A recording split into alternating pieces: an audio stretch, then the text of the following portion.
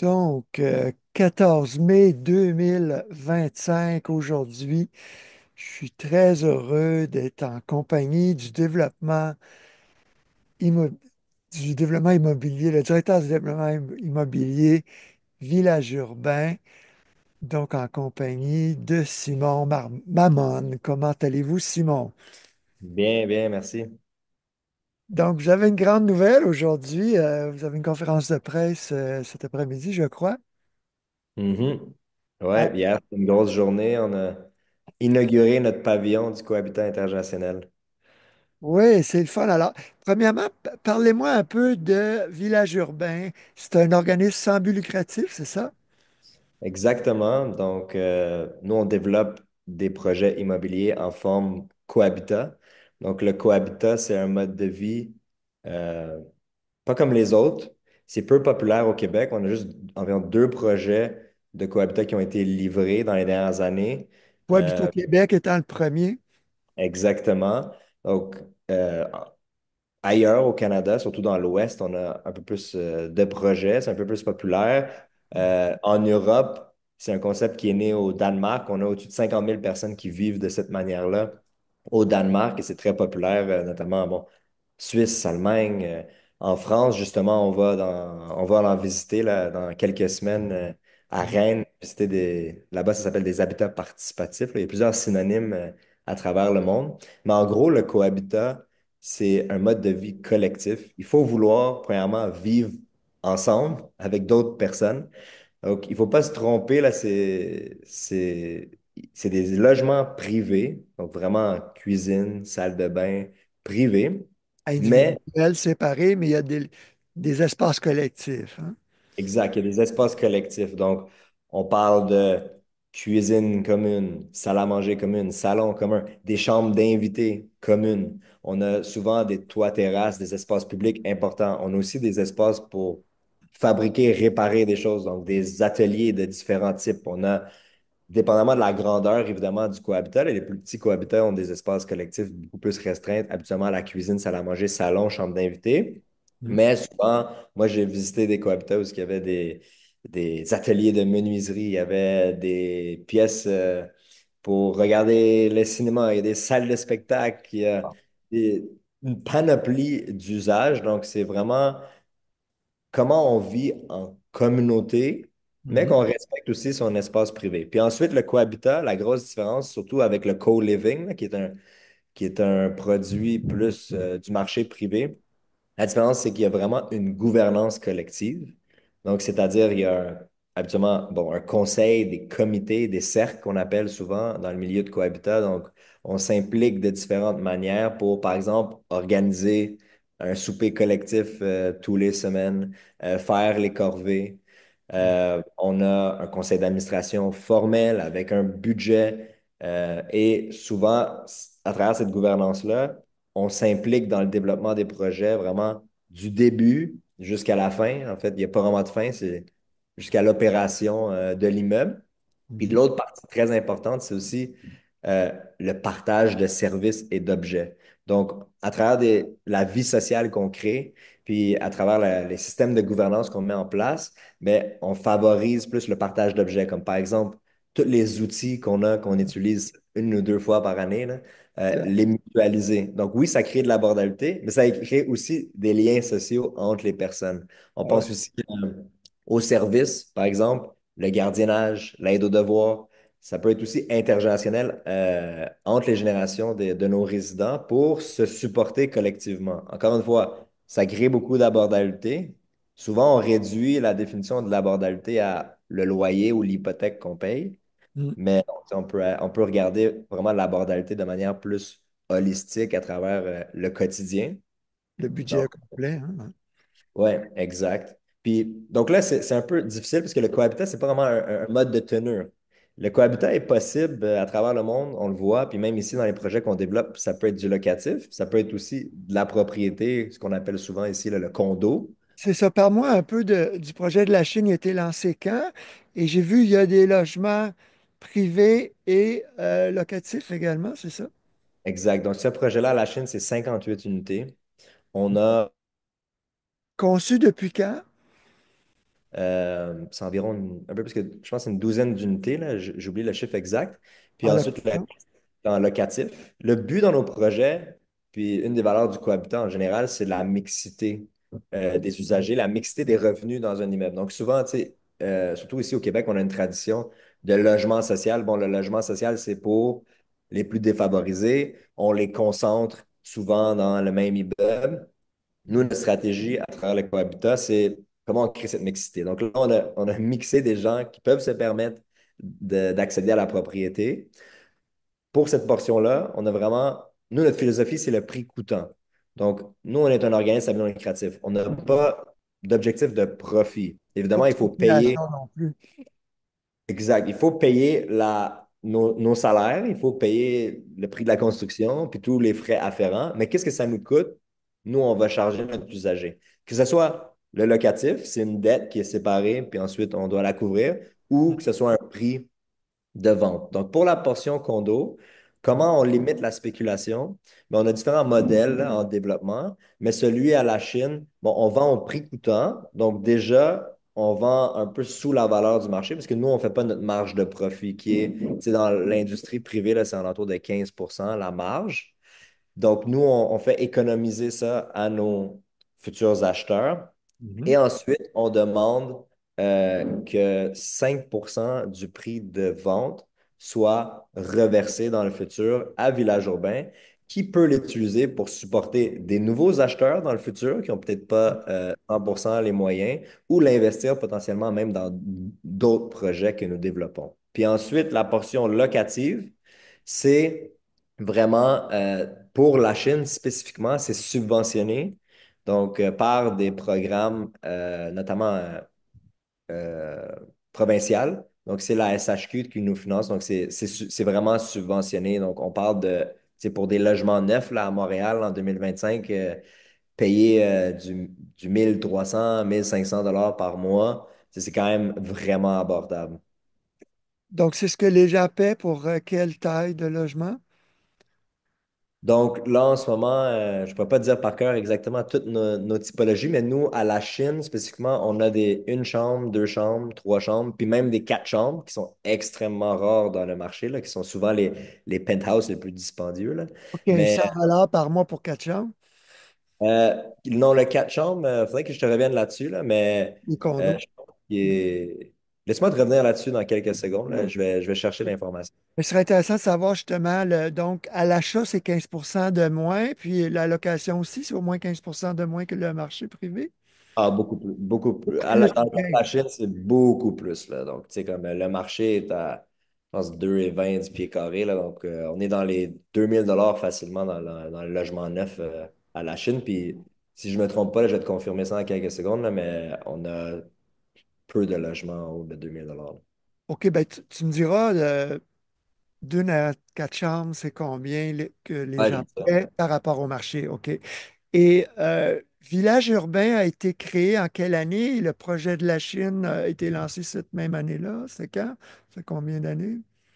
Non, l'organisme, bon, souvent, là, il y a comme des dates différentes là, parce que les organismes à but non lucratif, de la manière c'est créé, là, tu sais, c'est comme est-ce que c'est créé légalement ou est-ce que c'est créé par un groupe de personnes de manière plus informelle. Mais si je ne me trompe pas, Village Urbain, c'est depuis 2021. Puis ensuite, on a lancé, ça prend beaucoup de temps à monter des projets innovateurs comme le nôtre. C'est ça. Donc, nos cofondateurs ont travaillé très fort pour ensuite lancer un projet de la Chine qui est débuté il y a environ 2 ans, en 23. 2023. OK.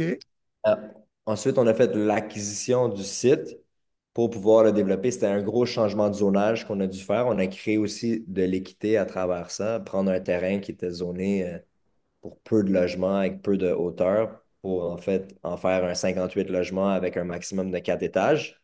Donc, puis là, ensuite, là, on a démoli l'immeuble l'année passée qui était sur le terrain et là, on s'apprête là, à tout moment de débuter la construction au complet du projet. Des logements. OK. Ouais. Puis là, aujourd'hui, vous annoncez un pavillon, ce que vous ouvrez. Explique-moi. Donc là, on voulait développer un deuxième projet. Puis depuis nos débuts de Village Urbain, on est en discussion avec Laval. Donc, le maire Boyer, à l'époque, c'était un conseiller du secteur dans lequel on visait à développer un projet, le secteur quartier, juste à côté du métro quartier, en entrée de ville. C'est vraiment un secteur en revitalisation. Il y a un nouveau projet de revitalisation par la ville axé sur le métro, sur le bord de l'eau. C'est vraiment un secteur incroyable, avec un potentiel incroyable. Et ensuite, M. Boyer est devenu le maire. Donc, c'est sûr que Exact. ça nous a aidés dans le développement de notre projet. Puis, à travers plusieurs discussions, en 2023, la ville de Laval nous a réservé un site qui est le 1 boulevard des Laurentides, un site exceptionnel en entrée de ville, OK. euh, pour développer notre projet. Donc là, on s'est dit, pour notre deuxième projet, on veut vraiment réfléchir comment on développe euh, les formes d'habitat, mais aussi repenser au développement immobilier au complet. Parce qu'il faut savoir que quand on a commencé à développer notre projet à Laval, Mhm. euh, on venait de sortir d'une pandémie qui a complètement bouleversé notre société, tu sais. Augmenter l'isolement social, augmenter les inégalités dans notre société. On a fait Ouais, un recul au niveau de nos ambitions environnementales. Puis on a empiré la crise du logement, là. Je ne sais pas tout à fait. comment, mais ça s'est empiré. Donc on s'est dit, bon, là, le développement immobilier conventionnel, on le développe souvent de la même manière, basé sur des profils uniques, tu sais, personne seule, couple, famille nucléaire. Mais en fait, les statistiques puis notre clientèle nous démontrent qu'il y a vraiment une richesse, une panoplie de possibilités qu'on n'explore pas. Puis c'est quand même fou qu'on construit de la même manière. Puis notre société a tellement changé en 5 ans, mais honnêtement, on construit de la même manière depuis 20, 30 ans. Donc là, on s'est dit, comment on va réinventer ce processus de développement immobilier? On s'est dit, on va faire un nouveau processus en 3 étapes. La première étape a commencé l'année passée. On a inauguré un espace qui s'appelle l'Oasis Quartier, situé au 35 rue d'Orly. C'est un espace public qu'on a aménagé à proximité de notre site, de notre projet final. Et on a mis du mobilier, on a fait de la programmation, on était à la rencontre de partenaires, d'autres organismes à but récréatif qui ont notamment pu animer l'espace. Donc, on a eu des concerts, on a eu Émile Bilodeau l'année passée, d'autres artistes reconnus pour animer l'espace. Ça nous a permis d'organiser des activités de mobilisation et de consultation citoyenne. On a fait des vox pop, des murs participatifs, on a fait des sondages. Donc, apprendre à connaître les gens, le Et ça a quartier, leurs besoins, ben leurs oui. besoins. Mhm. Exactement. Puis là, ensuite, notre deuxième étape, ben, ça a commencé hier avec l'inauguration de ce pavillon-ci, qui est bon, on va construire un petit immeuble, hein, grandeur nature. On a au deuxième étage un prototype d'appartement intergénérationnel. Ça donne euh, une perception là, pour les gens de quel type de logement qu'on construit en termes d'esthétisme, en termes de dimension, parce que nos logements tendent à être beaucoup plus petits que le privé parce qu'on a beaucoup plus d'espace collectif. Donc, c'est favoriser le collectif et pas l'individuel. Donc, c'est comme des cuisinettes que les gens ont, par exemple. Ah non, en haut, ils ont vraiment leur cuisine complète, là. Je t'invite à venir nous visiter. Oui, j'aurais pas le temps, malheureusement, peut-être une autre fois, mais j'aimerais bien voir, oui. Ouais, le 24, on a une activité au grand public où ce que tout le monde est invité à s'inscrire pour visiter les logements. Puis c'est un logement d'appartement intergénérationnel parce qu'on a une cloison là, qui est amovible. Puis en fait, l'appartement peut évoluer selon l'évolution du ménage. Donc, ça crée 2 appartements en un à travers le mouvement de la cloison. Donc, il faut vraiment le voir pour Ouais. bien le comprendre, là, Et mais c'est est-ce que particulier. cette cloison-là va être vraiment scellée acoustiquement? Donc, c'est ça. Là, c'est vraiment un prototypage qu'on a fait dans notre projet, là, pour ceux qui vont le visiter, mais c'est une des considérations, là. C'est sûr que les modes de tenure aussi dictent le potentiel de cette cloison. Tu sais, en condo, on peut imaginer que cette cloison pourrait littéralement être un mur, vraiment coupe-feu, qu'on peut se démolir, tu sais, qui n'est pas porteur, qui n'a pas de la mécanique à l'intérieur. Puis en plus, ensuite, on peut bouger. Mais là, après, quand on est dans le locatif, évidemment, le locateur ne veut pas nécessairement faire ces investissements-là. Donc, oui, on a en tête une paroi amovible qui pourrait avoir des valeurs acoustiques. Donc, tu sais, l'idée, c'est un peu euh, l'intergénérationnalité, ça se vit surtout à travers les maisons unifamiliales puis les plex ici au Québec.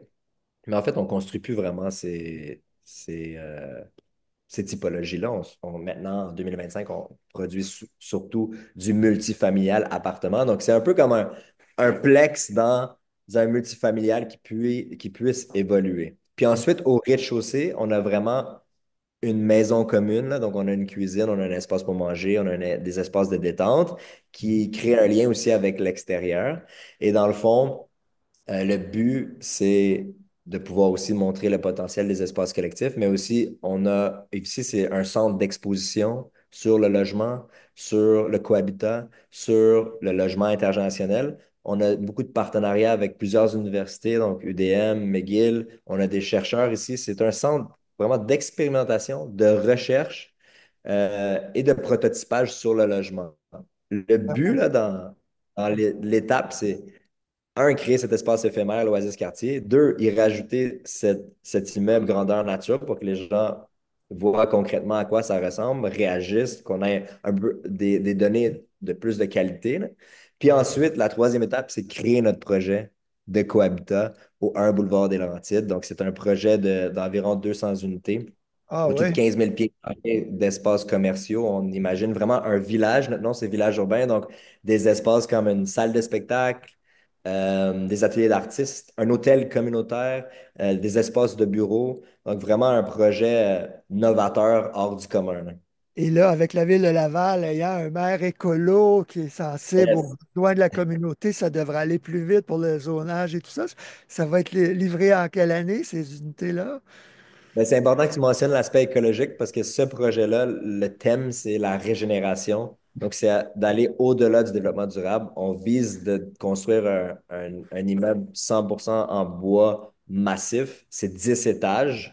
Donc, c'est quand même important. Il n'y a pas de changement de zonage à avoir parce que la ville de Laval a adopté une approche quand même particulière qui ont toutes rezoné déjà dans ce secteur-ci 10 étages. Donc, Merveilleux. on n'a pas cette embûche-là.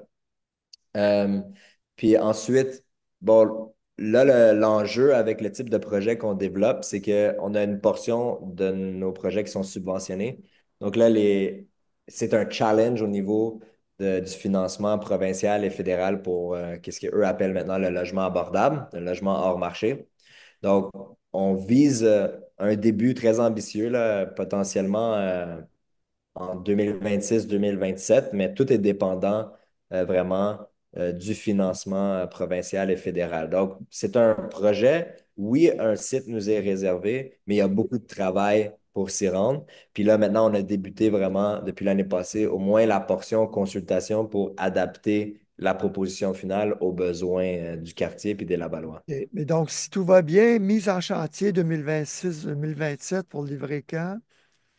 Donc, c'est un projet vraiment Monsieur, oui. assez ambitieux par les méthodes de construction, mais aussi par la grandeur du projet, là. Donc, nous, on pense potentiellement pouvoir livrer là, peut-être 2028, fin 2028, mais tout ça, honnêtement, est très préliminaire. Je suis sûr que si on se reparle dans un an, l'échéancier va être différent, là. Mais il faut être ambitieux 2000 Même si c'est pour pouvoir. 2030, là, pour un projet comme ça, c'est extraordinaire. Ah ouais, ouais. Puis ça serait vraiment une première au Québec là, d'avoir un projet de logement hors marché à but non lucratif non seulement de cette taille-là, mais avec les usages qu'on propose, là, c'est vraiment atypique. Ça Ouais. crée aussi des défis au niveau du financement. Mais aussi, on vise la certification Living Building Challenge Core, qui est Ah, une des certifications les plus strictes au monde là, en termes de bâtiments. compliqué, oui. Ben, je Ouais. trouve ça intéressant que tu parles de bâtiments régénérateurs et on a besoin de régénérer la planète qu'on pille. Et il y a aussi de plus en plus de gens malades. Je trouve ça bien parce que vous axez sur le fait que le corps de la population, je vais être là, moi, dans 2 ans, 65 ans, mais le corps en 2031, et puis la même proportion aura 85 ans en 2061. Parle-moi un peu du Living Building Challenge, mais avant, pourquoi êtes-vous avec Sidley Architecture? Ben, Sidley Architecture, c'est une firme d'architecture qui nous a supportés dès le début.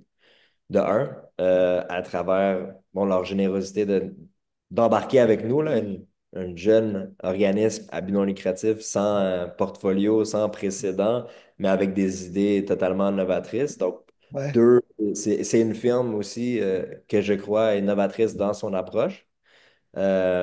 Qui est Par la personne clé, votre contact chez Sidley? donc l'associé qui est notre contact, c'est Jean Pellan. Donc, c'est lui vraiment. Il vient avec nous en France, justement, en juin, là, visiter des cohabitats. Donc, c'est vraiment quelqu'un d'impliqué. C'est pas juste un consultant, là, c'est quelqu'un qui contribue à notre vision et qui nous supporte dans tous nos projets. Faut que je lui parle. Ça fait des années que je l'ai contacté. Mais donc, quelle est leur approche? Donc, c'est une firme très en vue qui a cru en votre projet, comme tu dis, un OBNL. Qu'est-ce qu'il vous apporte de particulier, Jean Pellin et son équipe? Je pense que c'est une expertise, là. C'est des gens, tu sais, si on nomme quelques projets, là, c'est eux qui ont créé l'espace Montmorency ici à Laval, là, à côté du métro Montmorency. C'est Ils un étaient projet lead. extrêmement, ouais, lead, extrêmement complexe, d'envergure. Donc, c'est une firme avec beaucoup d'expérience. Donc, ça, c'est important de s'entourer de consultants, de professionnels d'expérience quand on est une jeune entreprise. Ça Euh, vous aide quand vous faites vos demandes de subvention aussi, là, d'avoir une firme sérieuse comme ça. c'est sûr, c'est sûr. Puis, ils nous supportent aussi à travers bon, pas seulement des contributions financières, mais aussi ils nous donnent leur temps. Donc, ça, c'est aussi, ça a une valeur aussi pour nos bailleurs de fonds. Tu sais, ils nous disent, bon, Oh, nous, on est prêts à faire un pré-développement d'une ouais, valeur de tel montant. Donc, tu sais, ça nous supporte. Puis ensuite, je pense que c'est une firme aussi innovante là, qui souhaite réfléchir aux différents modes d'habitation, faire autrement. Donc, ils ont beaucoup d'expérience là-dedans. Souvent, le défi, c'est que les promoteurs privés vont peut-être pas au bout des idées. Je pense qu'un partenariat avec nous, ça donne aussi la possibilité aux firmes d'architecture d'aller faire quelque chose de plus atypique parce que je pense qu'il ne faut pas blâmer nécessairement le secteur privé là, pour ne pas faire des trucs hors du commun, parce que c'est beaucoup de risques, là. c'est Donc, ça. nous, notre modèle à but non lucratif, subventionné, nous permet d'aller peut-être un peu plus loin puis faire des idées un peu plus folles. Ben, je comprends. Dis-moi comment ça se passe à la Chine. D'ailleurs, Sidley a conçu ce projet-là. Les appels d'offres, vous avez parlé à plusieurs promoteurs. Ouais, donc pour notre projet à la Chine, on a décidé d'aller dans un format plus atypique, là, donc qui est la gestion de projet. Donc, on a un gestionnaire de construction qui s'appelle LEM Expert. Donc, c'est vraiment open book. On, on engage avec eux tous les sous-traitants. On est très impliqués. Selon nous, c'était une stratégie qu'on croyait importante là, pour notre premier projet.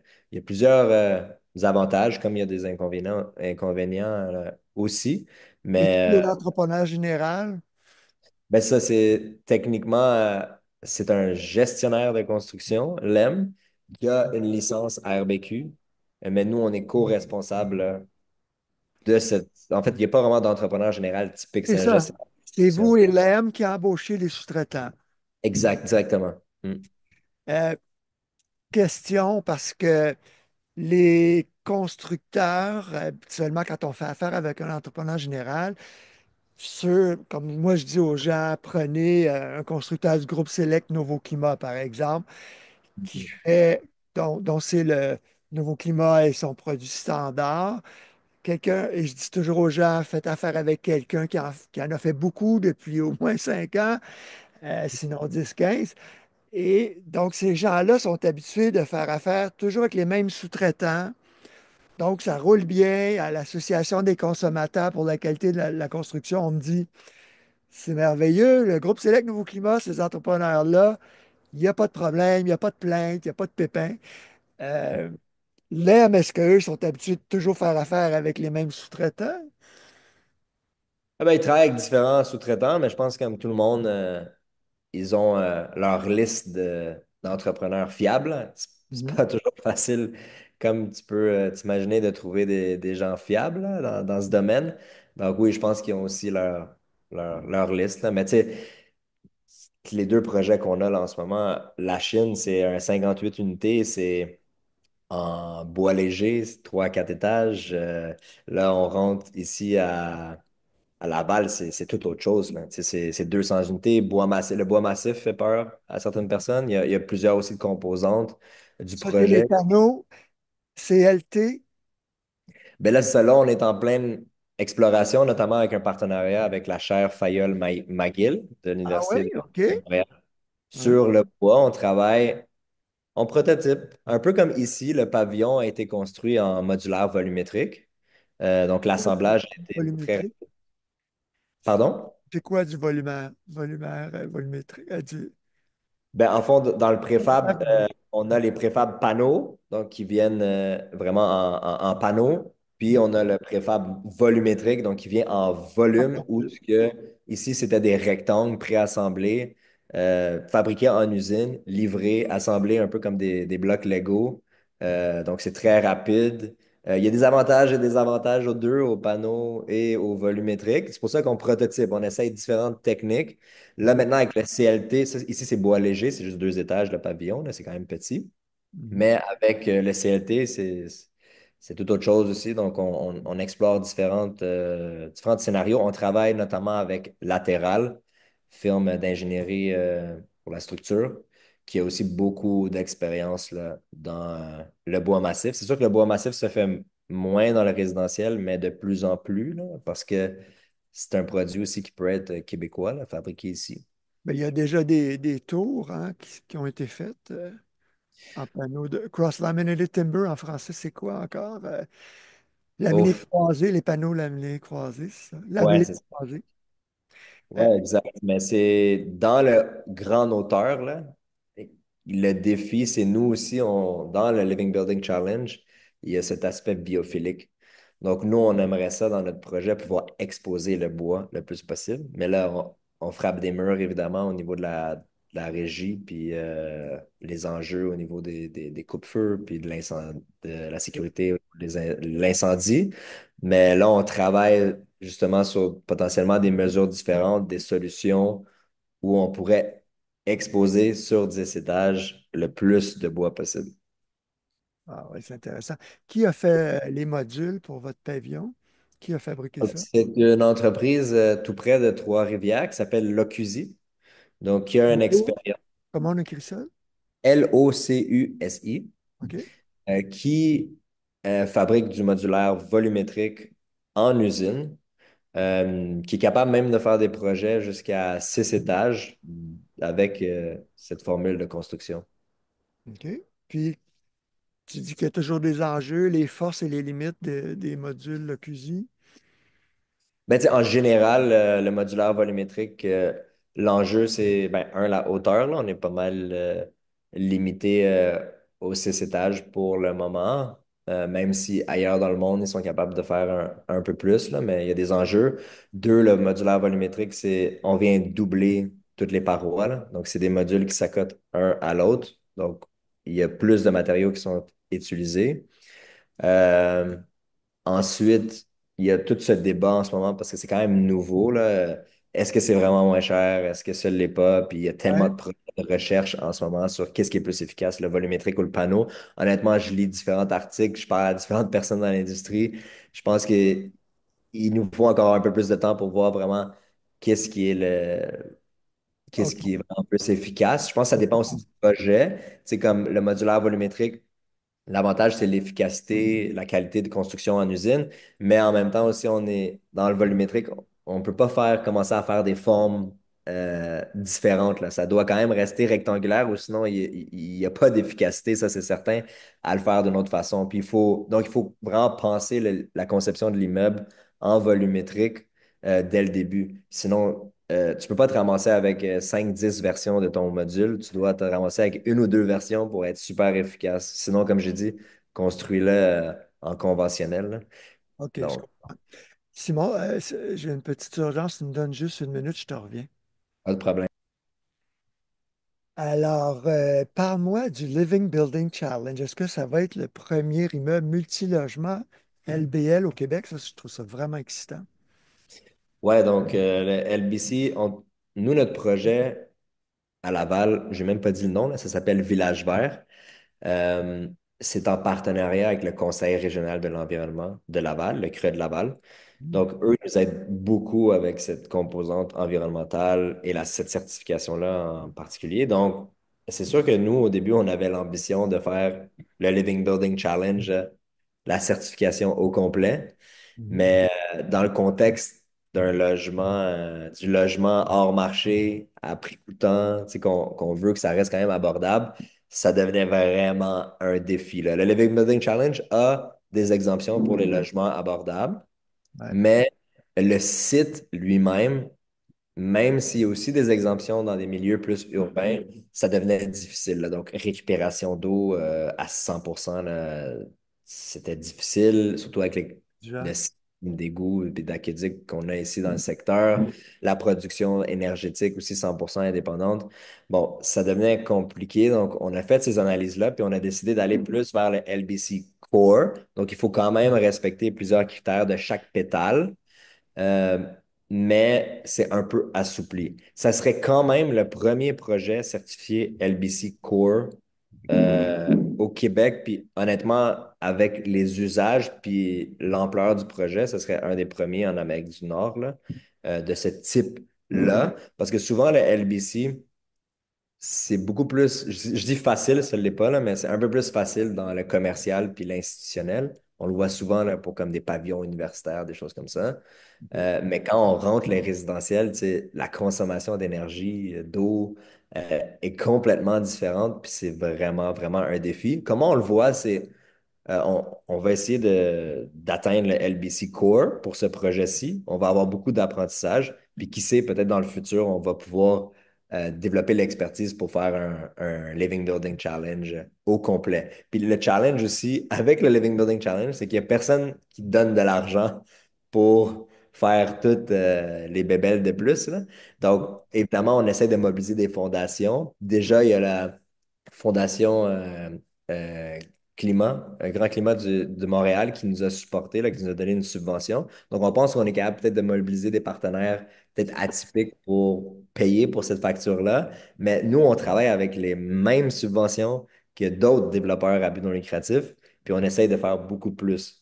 Donc, évidemment, il faut trouver des gains en efficacité et en développement pour pouvoir se payer ces plus-là, là.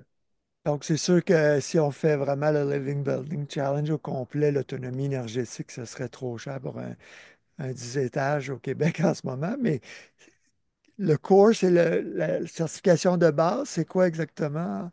Vous allez cibler? Donc, il faut respecter, là, je ne les connais pas par cœur, là, mais il faut respecter plusieurs critères de chaque pétale. Mais les gros gestes qu'on va faire, là, c'est un, le bois. Donc, on va éviter le béton. Évidemment, ça coûterait moins cher, là, le faire notre immeuble en béton, mais même s'il y a des produits là, un peu plus écologiques, ça reste quand même une empreinte importante. Donc, on va avec le bois massif au complet, incluant la portion commerciale potentiellement et le résidentiel. Donc, ça, c'est vraiment un coût de plus important. Il y a aussi des subventions là, qui existent au ministère au niveau provincial qu'on peut aller chercher. Mais ensuite, le deuxième geste important qu'on fait, c'est la récupération des eaux de pluie pour les eaux grises. Donc, tous nos toilettes puis tous nos systèmes d'arrosage vont être branchés à un système séparé pour la récupération d'eau. Donc, ça va être une première au Québec Ouais, pour un projet multifamilial, récupération d'eau dans l'ensemble des logements. extraordinaire. Mm. Avez-vous déjà choisi la technologie? Non, on n'est vraiment pas rendu là à ce point-là. Là, on développe les esquisses, puis on attend aussi de tout ce processus que je te parlais de consultation citoyenne doit aussi un peu plus avancer afin qu'on développe chaque solution, là, puis voir c'est quoi les besoins, là. Puis au niveau de l'efficacité énergétique, c'est de loin supérieur à nouveau climat. Donc, le LBC Core nous force pas à faire une efficacité énergétique supérieure à nouveau climat. Donc là, on explore, là, ça va être quoi au niveau de l'efficacité énergétique par rapport à la solution, probablement de panneaux CLT qu'on décide, puis l'efficacité de ces panneaux-là. Mais au niveau, sans te le cacher, au niveau de l'efficacité énergétique, ça va pas être tant supérieur que ça parce que la facture de ça, c'est Ouais. Ben, incroyable. Puis ça, je viens de faire un dossier sur les maisons passives là, au Québec. C'est pas, on verra pas des milliers, des dizaines de milliers de logements passifs, mais pour vous, ça va être au moins nouveau climat. Dans le logement social, on n'a pas le choix, hein. Totalement, ouais. Puis c'est ça qui est plate avec nos financements, puis je le comprends également, c'est que si on regarde sur une durée de vie de 50, 60 ans, c'est sûr que le Passive House fait beaucoup plus de sens. Puis en tant qu'organisme à but lucratif, nous, on ne regarde pas 5, 10 ans. On ne va pas flipper notre propriété à un REIT ou à un investisseur, là. Donc, on le regarde vraiment plus sur la durée de vie du bâtiment. Puis on voit les efficacités. Mm. Comment on pourrait continuer et même voir là, dans certains pays d'Europe, là, les loyers descendent parce que tu deviens vraiment efficacité au niveau de tes opérations. Mais la façon que nos bailleurs de fonds fonctionnent, ils ne regardent pas 50, 60 ans, ils regardent vraiment une période plus courte que ça. Puis là, ensuite, quand tu regardes les investissements pour vraiment, mettons, faire un projet LBC, 100% LBC, ouais, c'est juste pas viable. Puis même dans le logement de luxe, ça serait, je pense, même un défi de le viabiliser, là. Ouais. Mais comme je disais, c'est au moins ça, le gouvernement exige que tous les logements sociaux soient au moins nouveau climat, c'est-à-dire 20% d'économie par rapport au code, mais il n'y a personne qui bâtit au code, là. Fait que c'est peut-être 10-15% d'économie de chauffage avec nouveau climat. Alors, c'est pas Mm. extraordinaire. Ça fait des années ils auraient dû resserrer. Il y avait là, c'est nouveau climat 2, mais on sait qu'on s'en va vers le prêt pour le net zéro. À travers le Canada, ça va être à partir de 2030 que le code va proposer ça et c'est aux provinces de l'adopter. Donc, c'est peut-être 2035. C'est un peu ridicule qu'on attende 2030. Il faudrait rehausser le code et nouveau climat très bientôt. Mais en tout cas, moi, ce que je vois, c'est au moins R2000, là. Le prêt pour le net zéro, c'est une enveloppe R2000, donc un peu supérieure à Nouveau Climat pour aller chercher un 40% d'économie de chauffage, hein. Ouais, nous, on a exploré il y a un fonds qui existe, que tu connais peut-être, c'est le Fonds municipal vert, qui permet aussi, bon, la cible est très ambitieuse, là, c'est le 80 kilowatts euh, du Par mètre carré. OK, parce que là, le code, c'est au-delà de 125, je pense. Ouais, fait que là, lui est difficile, puis quand tu vises quelque chose d'aussi ambitieux, ben, ça l'affecte tout. Ça l'affecte la fenestration, ça l'affecte pas juste les équipements mécaniques, puis l'isolation, là, ça l'affecte même la conception. Donc, tu sais, quand on parlait d'architecture, là, tantôt, ça l'affecte aussi l'esthétisme du bâtiment. L'enjeu avec ce financement-là, on aurait pu aller le chercher pour au moins être beaucoup plus efficace au niveau de l'efficacité énergétique. Mais l'enjeu, c'est que les paramètres du financement sont extrêmement complexes. Donc, ça prend comme 1 an pour avoir la confirmation du financement. Puis là, si tu ne l'as pas, tu viens juste d'investir sur des plans et de vie Et avec ton qui concept, sont ouais. bons, qu'on doit tout revoir. Donc, nous, tu sais, il faut faire des choix. Tu sais, notre projet est très ambitieux déjà. Donc, on s'est dit, regarde, on va essayer de livrer un projet. Peut-être qu'il ne va pas être aussi parfait que qu'est-ce qu'on pensait, mais au moins, on va être capable de le livrer puis d'apprendre du projet. Oui, oui, il faut livrer le premier. Mais qu'est-ce que vous avez fait de particulier, point de vue efficacité énergétique, justement? Le vitrage, comme tu disais, la mode, c'est à la Pierre Thibault, on parle de biophilie, être en contact avec la nature, c'est important pour l'aspect psychologique, le bonheur, quoi. Mais c'est pas très efficace ni confortable, 12 mois par année, avoir des vitrages du plancher au plafond, hein. Ouais, c'est sûr que nous, on a un projet. Tu sais, je peux pas trop t'en dire parce que le projet n'est pas si avancé que ça. Peut-être on pourra avoir une conversation dans quelques mois quand euh, justement notre processus participatif va C'est pas avoir arrêté encore. ouais, un peu plus avancé, mais c'est sûr que moi, je dirais, regarde notre projet à la Chine, tu vois un peu le look qu'on essaie de développer, là. Non, on ne peut pas se payer des fenêtres planchées jusqu'au plafond, mais on essaie quand même que ce soit comme un entre-deux, je dirais, entre. C'est pas du luxe, mais c'est pas, mettons, du logement social qu'on construisait il y a 30 ans, là, où t'as une petite fenêtre, c'est conception, mettons, un plan de vie ouvert.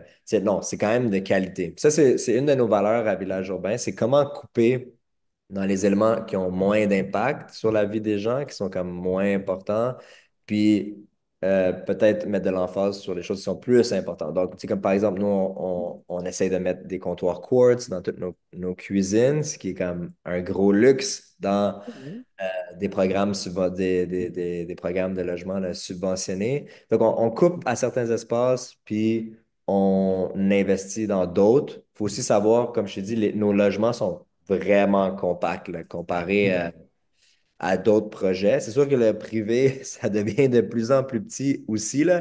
Je pense qu'il y a 5 ans, quand j'en parlais, les gens trouvaient nos logements très petits, mais là, je pense que ça change parce que tout le Ouais. monde compte en plus petit. Mais par contre, le privé n'a pas les espaces collectifs qu'on a là. En général, nous, on offre par logement un 100 pieds carrés minimum de plus là, en moyenne en espace collectif. Donc, tu sais, nous, on fait à la Chine, vous pouvez voir sur notre site Internet là, les logements, là, les dimensions, mais tu sais, on a une chambre euh, en bas de 500 pieds carrés. Donc, tu sais, c'est très compact. Nos 4 chambres sont à 1050 pieds carrés, 2 salles de bain. Donc, ça devient du sport, mais c'est un peu dans la philosophie de simplicité volontaire là, qui est très à jour cette semaine là, avec. Au Québec, on n'est pas habitué à ça, mais avec les prix qui ont augmenté, on devient comme les villes européennes, très denses, hein. Ouais, Tu exact. tu parles des choses plus importantes, justement, d'investir. Bien évidemment, la santé, tu sais que mon site, c'est Maison Saine. Est-ce que vous avez appliqué la Red List, la liste rouge des matériaux, Ouais. compagnie du Living Building Challenge? Donc, ça, c'est le troisième élément. C'est là, on a le bois massif, la récupération d'eau. Puis le troisième élément, c'est la Red List qui, honnêtement, va devoir, parlant de sous-traitants, là, ça va être vraiment un challenge. Toutes les cols qu'on n'a pas le droit d'utiliser. Ouais. Euh, c'est vraiment, vraiment un défi. Ça va sûrement aussi créer des surcoûts parce que les sous-traitants ne sont pas habitués à travailler peut-être avec des produits alternatifs. Faut pas oublier aussi le 500 kilomètres. On a le Red List, puis on a le rayon de 500 kilomètres. Donc, souvent, des produits de qualité, santé, Ils viennent de super loin. énergétiques viennent de loin, ils viennent de l'Europe. Donc là, on ne peut pas commander de ça. Donc, c'est aussi un travail de recherche de longue Wow. haleine de partenaires québécois, ontariens. Wow. Là, avec ce qui se passe aux États-Unis, on essaie de focuser sur le Canada, là, mais tu sais, Ouais. tes fenêtres, tous tes produits, même les cols eux-mêmes, ils doivent venir de 500 kilomètres de ton site, là. Wow, c'est très intéressant. Je vois que dans la liste rouge, il y a le vinyle, hein, le PVC qui est interdit, les retardateurs de flamme qu'on a dans les isolants plastiques, le formaldéhyde qui est un standard à éliminer. C'est intéressant, oui. J'aimerais bien être tenu au courant, voire impliqué dans votre recherche. Moi, je vais te parler, je ne sais pas si vous avez connu le projet Le Coteau Vert. Non, ça me dit rien. C'est quoi ça? Ben, Stephen Guilbeault, à l'époque, quand il était chez Equitam, a écrit une chronique sur le projet de logement collectif où il a habité pendant un certain temps. Ah oui, oui, ok, ok, ok. Je me rappelais pas du nom, mais oui, je connais bien le projet, ouais. Projet ambitieux aussi, ouais. Ben, ce qui est vraiment avant-gardiste, c'est que peu de gens, très, très peu de gens savent, c'est que cet organisme en but lucratif euh, paie les frais mensuels à Hydro-Québec pour les compteurs non communicants. Je me souviens pas, Hmm. c'est peut-être 80 logements et c'est des frais de 2,50 par mois pour éviter les compteurs nouvelle génération qu'on appelle communément intelligents. Hydro-Québec dit qu'ils ne sont pas intelligents, c'est un détail technique, mais la lecture à distance des compteurs nouvelle génération, c'est par des impulsions de micro-ondes, hein, comme nos cellulaires et le Wi-Fi. Mais on Ouais, sait qu'il y a 10% de la population mondiale qui ont fait le lien entre leur bien-être physique et psychologique et le sans-fil, le rayonnement, classé peut-être cancérogène en 2011. Et depuis 2018, on sait qu'il est cancérogène. Et ça a été confirmé chez les souris avec l'Institut Ramazzini en Italie pour les très faibles émissions des antennes et le Programme national de toxicologie des États-Unis pour les émissions du téléphone cellulaire. Donc, dans les deux cas, j'étais chez des rats, mais on sait que c'est les mêmes choses moi, je suis en contact avec les plus grands chercheurs de la planète, dont Anthony Miller, professeur émérite à l'Université de Toronto, qui a dirigé pendant 15 ans les études épidémiologiques à l'Institut national du cancer. Lui, il dit qu'il faut les classer tout de suite cancérogènes pour l'humain. Il y a assez d'études, là. Il y en a des centaines d'études. Et tout ça pour dire que c'est intéressant le fait que vous soyez dans le Living Building Challenge, vous vous approchez de la biobiologie, c'est-à-dire l'Institut allemand de biologie du bâtiment. Donc, je te vois dire oui, donc tu as entendu parler de ça. C'est Mhm. juste pour résumer, les limites de l'OMS, de Santé Canada, c'est toujours pour éviter les effets thermiques sur le corps humain. Une fièvre d'1 degré Celsius après une exposition de 6 minutes. Donc, ça n'a rien à voir avec la réalité. La réalité, c'est qu'on est exposé 24 heures sur 24, surtout dans les villes. Et là, c'est tous les effets non thermiques. Problèmes de sommeil, de mémoire, de cognition, les acouphènes et tout ça, palpitations cardiaques. Donc, c'est 10% de la population mondiale qui a fait le lien, là. Donc, c'est pas Mhm. juste le 1 à 3 de gens qui ne peuvent plus travailler et vivre dans ces environnements où c'est 24 heures sur 24. Tout ça pour dire que l'avenir, c'est de câbler avec des câbles Ethernet tous les logements, offrir ça au moins. Les gens peuvent avoir un routeur, un modem qui va avoir du Wi-Fi, mais par exemple, dans les oasis d'Eastman, le soir et la nuit, c'est une minuterie qui l'éteint, le Wi-Fi. Donc, je ne sais pas si c'est des choses que vous regardez, par exemple. On n'est pas rendu dans ces détails-là, mais c'est certainement que la certification va nous pousser à réfléchir à ces choses-là. Puis je pense que c'est intéressant. C'est comme pour moi, c'est quand même un défi professionnellement, là. Tu sais, je fais du développement immobilier. Fait que là, il y a tout cet élément d'infrastructure plusieurs exemples que tu viens juste de mentionner. Puis là, après, il y a aussi cette portion qui est amenée plus par la philosophie de cohabitat, vivre ensemble, qui est aussi la santé au niveau des interactions sociales, tu sais, l'isolement social, euh, le partage, comme j'ai dit. Ça aussi, c'est comme comment combiner l'infrastructure, s'assurer que ça contribue à la santé des gens. Puis là, ensuite, nous, on appelle ça de l'architecture sociale. C'est pas physique, c'est pas du bâti, mais qui supporte aussi la santé. Puis comment combiner les deux dans le projet? Ça, définitivement, on pourrait s'en reparler une fois qu'on avance plus dans les détails. Là, on est vraiment, tu sais, comme dans les gros gestes, la volumétrie. Sans euh, orientation. ouais, La dernière chose que je n'ai pas mentionné, c'est la salle électrique, justement.